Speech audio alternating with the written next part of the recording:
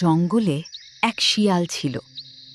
একদিন মাংস খেতে গিয়ে তার গলায় মাংসের হাড় আটকে গেল।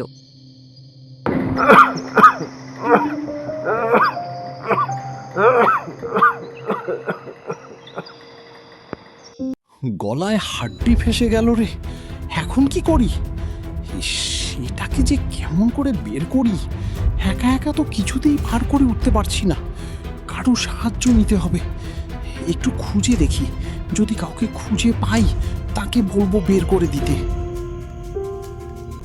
নেকড়ে জঙ্গলের মাঝের রাস্তা দিয়ে চলতে শুরু করলো। কিছু দূর যাওয়ার পর নেকড়ে একটা ছোট্ট ভেড়া দেখা পেল। সে ভেড়াকে বলল, ভাই, একটু সাহায্য করবে? হ্যাঁ, আসলে আমার গলায় একটা হাড্ডি ফেসে গেছে, কিছুতেই বের হচ্ছে না।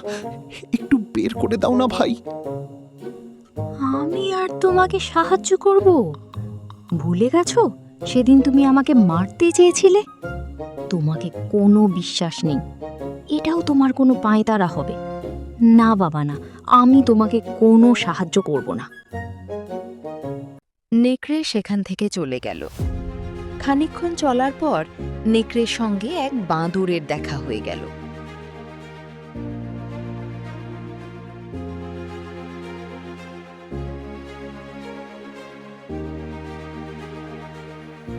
ও বাঁদর ভাই, তোমার একটু সাহায্য প্রয়োজন। তুমি তো আমার পুরনো বন্ধু। আমার গলায় একটা হাড় ফেসে গেছে, ভীষণ ব্যথা করছে। তোমার তো লম্বা হাত, একটু বের করে দাও না ভাই। খাওয়ার সময় যত ঝামেলা, দেখতে পাচ্ছ না ফুলকপি খাচ্ছি। এখন আর বিরক্ত করো না তো। নেকড়ে মনের দুঃখে আবার হাঁটা শুরু করলো, আর মনে মনে ভাবল, এবার যাকেই দেখা পাবো, যেভাবেই হোক তাকে রাজি করেই ছাড়বো। হাঁটতে হাঁটতে নেকড়ে নদীর তীরে এসে পৌঁছালো। সেখানে একটি বক মাছ ধরছিল। তার লম্বা ঠোঁট দেখে নেকড়ে ভীষণ খুশি হয়ে গেল। আরে, এতক্ষণে আসল লোকের দেখা পেয়েছি। বকের তো বিশাল লম্বা ঠোঁট, এই খুব সহজেই আমার গলা থেকে হাড্ডি বের করে দেবে।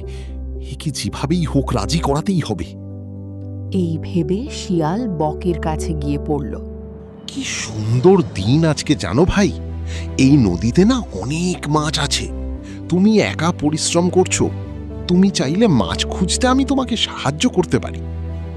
তুমি আমাকে সাহায্য করবে? শিয়ালরা কিন্তু ভীষণ চালাক হয়। বিনা কারণে তুমি আমাকে সাহায্য করতে চাইছো, এর পেছনে নিশ্চয়ই কোনো কুমতলব আছে। ভাই, তুমি আমাকে ভুল বুঝছো।